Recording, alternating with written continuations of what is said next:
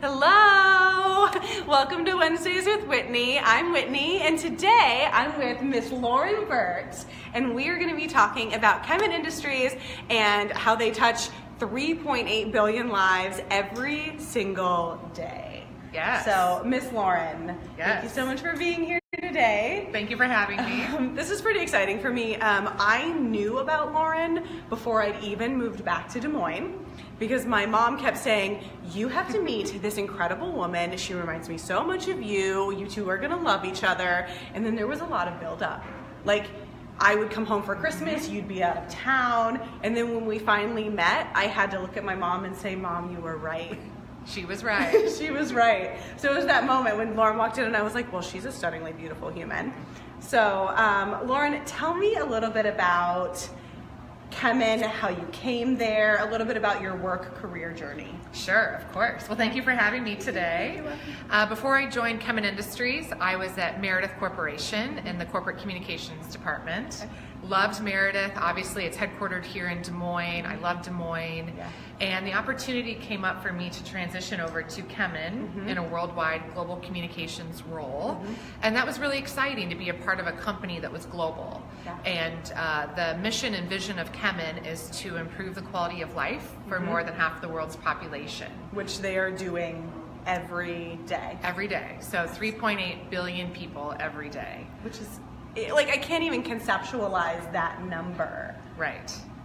And Kemin is headquartered in Des Moines, Iowa, where it was founded in 1961, right near downtown on the east side. So a true local business. True local. Our worldwide headquarters are in Des Moines, Iowa. We are in 90 countries. It's amazing. The scope is huge. And our primary is ingredients, and we use botanicals for animal feed, human vitamins, health and nutrition, pet food. So we are really in almost every type of industry from a B2B company. That's incredible. Yes. Tell me about what Kemin does locally. What are you involved in here? What is Kemin really passionate about with Des Moines concerning? Yes, so Kemin is very passionate about improving the community and really helping to make sure that Des Moines is a thriving community where our global headquarters is. Also, we want to make sure that we are helping with food insecurity. That plays into supporting organizations like the Food Bank, things of that nature. And also Habitat for Humanity is big, so we want to make sure that we are providing affordable, safe housing for people in need in times of crisis. And we also do that globally. So we've done a couple global builds for Habitat globally. Awesome. So when you talk about getting involved, does Kemin have some sort of, they say like, okay, here's the charity we're doing this month, or how do you know what to get involved in from a Kemin standpoint? Sure, so and I manage our corporate engagement and giving. She knows all of that stuff. Yes, I try to. So I think really what's important is to have it be local.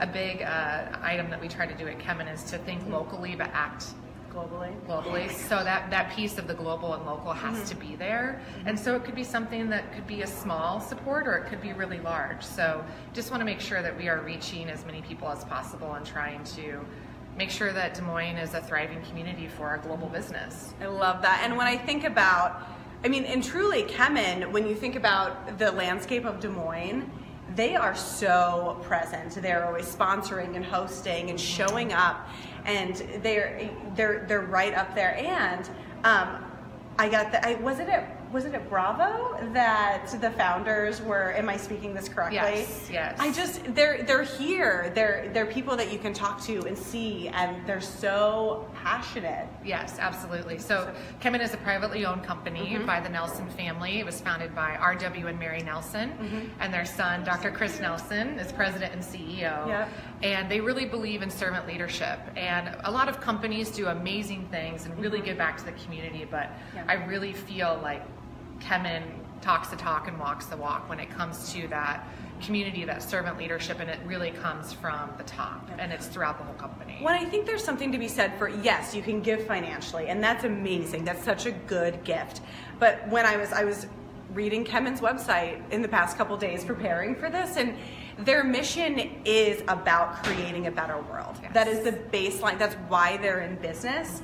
And so when I was thinking about having Lauren on, normally Wednesdays with Whitney is very small businesses and kind of the grassroots, the people that don't have as much of a platform. And when I was thinking about Kemen, I was like, they're doing all of the things that I value so much. They just have a bigger footprint. And when I say bigger, they have a massive footprint. Yes. So tell me about the World Food Program and Kemen's involvement in that. Yes. So the World Food Program is the United Nations largest organization within their global footprint, if you will. Okay. And the World Food Program obviously is global. And last year they served 80 million people in 80 countries in times of crisis. So they want to make sure that people are getting fed, and it's not just items of food, but it's nutritious and it's safe. And sometimes it's at a refugee camp or a time of after a tsunami or these really, really crippling disasters or war crimes, war territory where these things happen. And so it's a huge, huge organization. And you were telling me that Kemen has designated scientists for this how does that, there are people specifically for this nonprofit aspect? Yes, absolutely. So a big piece of Kemen's business globally is food technologies. Okay. And so we have a division that has food scientists, and we make sure that ingredients are safe, make sure that they are as natural as possible to preserve food, so shelf life, things of that nature. And so that's really important for food, especially in times of crisis. So we want to make sure that if we're serving people in a refugee camp, by the time it leaves a factory or a truck, it has to sustain and then get there, be on a shelf, and then also feed these people. And be nutritious and be something that it's not just going in their bellies, but it's creating a baseline for their nutrition. Yes, and one of the big initiatives of the UN globally is food insecurity. And Dr. Nelson at Kemen and the whole organization, a big topic for us is looking at the future of how do we feed a growing population. When you've been in conversations, because you get to talk to all of the amazing people, not just here in Kemen, but around the world, I mean, part of your job is getting to travel and really getting to see where this food insecurity is and how Kemen's affecting it. What are some of the biggest moments you've had? Like, if you can say, this moment is what changed the way that I saw my life. Do you have one of those? I do have a couple of those. Okay. Probably the most recent and the biggest one was in January when I went over to Jordan and I went to the Syrian refugee camp on the border of Jordan and Syria. There's 100,000 people there, and they are quite literally stuck at that camp. They cannot go back to Syria. Syria is closed, and they cannot go into Jordan. So they are refugees of war.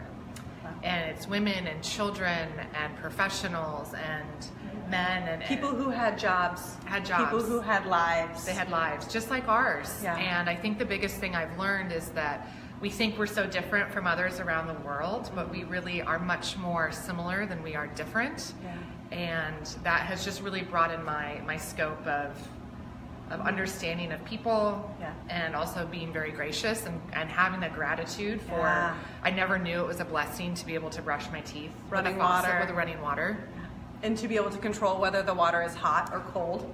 Yes. Think about that. I get very frustrated when the water is not at my temperature that I would desire. Right. And then you are put in a position like the refugee camp in seeing that they are lucky to have water. Yes. And I think we say that out loud, and I think that I think most people have an understanding that we're very lucky, but then until you see it, I had the good fortune of going to Puerto Vallarta a few years ago and filming in the dumps there.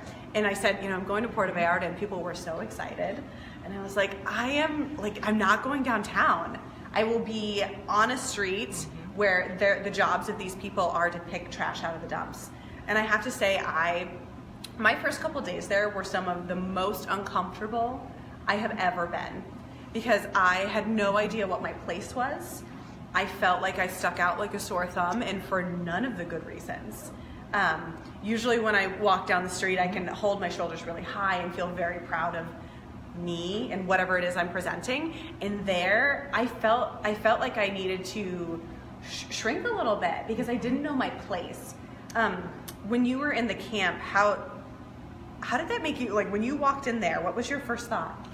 I think you are just so hyper aware of where you are and how different it is.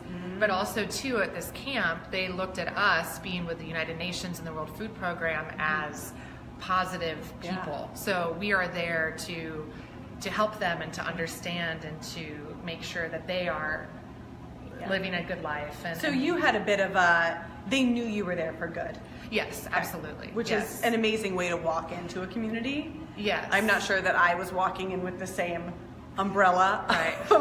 I hope by the end I had that umbrella, but yeah. So it was a mind-altering experience, and I really came back to Des Moines feeling and knowing that I was just completely changed by it. Yeah. Absolutely. So what's something that, since you've been back, other than the running water, what's something you let go of? Like, you're just like, you know what, I'm going to let this go because it doesn't matter anymore. Yes. I know people say this, don't sweat the small stuff, but it's all the small things that we worry about. And maybe this comment on social media or something socially, or something when it comes to something we wear, or these little stressors, and it just doesn't matter. And when I was at that camp, we met with a family, and it was a mother and her children, and she did not know where her husband was and hadn't heard from him or seen him in 4 years. And this woman was the most positive, loving, kind woman, and the things that she was talking to us about were her children's education, their friends, having food to eat, making sure that they were happy. And those are the exact same topics that my girlfriends who have children in Des Moines, Iowa talk about and worry about. So again, we are so much more connected than we know. And if you can sit down and have a one-on-one conversation about what makes us similar, I think that's a beautiful thing. And having that open mind, like, not only were you open to them, but they were open to you. Absolutely. And that, I think at the end of the day, and I mean, it's not like you're speaking their language. No, we had translators, and that's the thing too, that you can read so much about a person. I just smiled at people, and the little children smile back at you just like they do anywhere. And so it's simple, and be kind and be open to anything and everything that comes. And I think that's one of the best lessons. Lauren and I talk very frequently about traveling and how much we both love traveling, and that it's not scary because you can always find an ally, and you can always find somebody to talk to. Like, we both traveled a lot by ourselves, and sitting down at dinner by yourself in a foreign country, I think is so exhilarating. Yes. No matter where you are. It also, I always get, I don't know about you, I always get this like little feeling when I enter a place by myself in a foreign country where I'm a little nervous. I'm just nervous about the surroundings. And that always proves to be an opportunity to meet somebody. And maybe that's a 5-minute interaction, and maybe that's a 35-minute interaction.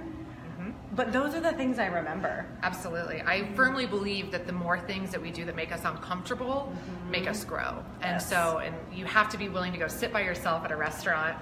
Anyone should do that, even in Des Moines or wherever you are, but especially when you're traveling, because one person can change your life. Yeah. Oh, we are ending on that. Oh my gosh, Lauren, thank you so much for being here today. Thank you for having me. Absolutely. Thanks, guys. Have a great week. Thank See you you. next week. Bye.